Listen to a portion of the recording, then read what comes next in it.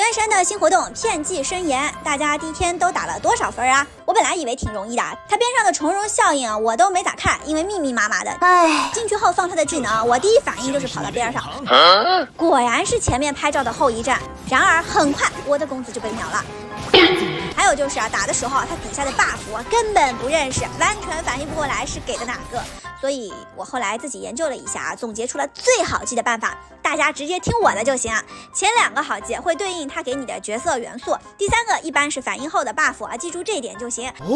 那第4个在我看来随便谁都可以打，这话是有点问题的，因为你们看它有的是要反应，有的就直接提高暴击率，但关键在于其实记住前3个就够了，最后一个随便用用也够。我会用它给的试用角色全程给大家演示一下，选最难的打。首先用技能，一看是第2个，那就是冰伤加成，用冰输出。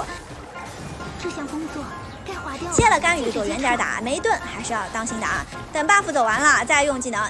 第3个就是疯狂打反应，这种时候是元素反应下的伤害加成，怎么样？这样子是不是就瞬间好记啦？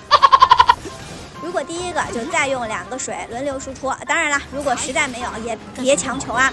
公子小技能的 CD 等起来还是有点难受的，该打还是要打。只是说大家如果平时练度低的，就要尽量去配合他的 buff。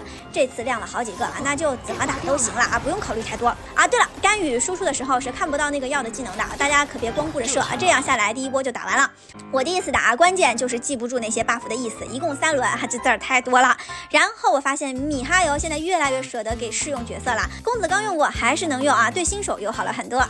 记住第1个是水，第2个是火就行。你们也可以按顺序摆角色，这样用起来可能更顺手一些。进去的时候记得再等一下 CD 啊，它是不更新的。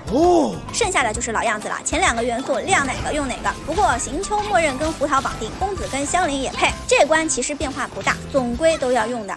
然后我的操作可以说是非常的烂，用的也都是他给的啊，就是理解了 buff， 具体有多菜呢？我直接把胡桃打死了，你敢信？当时我一惊，好在时间快到了，马上就是下一轮。然而这还不是最菜的，最菜的是第3轮开始还没到一半，我胡桃又死了，你敢信？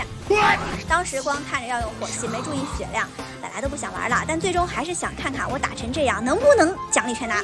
如果这样都能，那在座的就算是再手残的萌新应该也不用怕了，对吧？剩下的依旧是多用对应的角色。其实胡桃死后我有点打不动，干预也不太敢用，这次活动用他的角色还是比较容易暴毙的。但就算是磨到后来也是金色徽章啊，只要4000分奖励就能全拿了。所以如果是练度低不太会看他的 buff 的记得我前面说的技巧，前2个是他给的对应元素，第3个是打反应，第4个谁打都行啊，这样就够了，应该能对脑子有点迷的人有些帮助吧。最后祝点赞的都能拿了原石一发入魂，毕竟一次就是那我们下期节目再见啦，拜拜。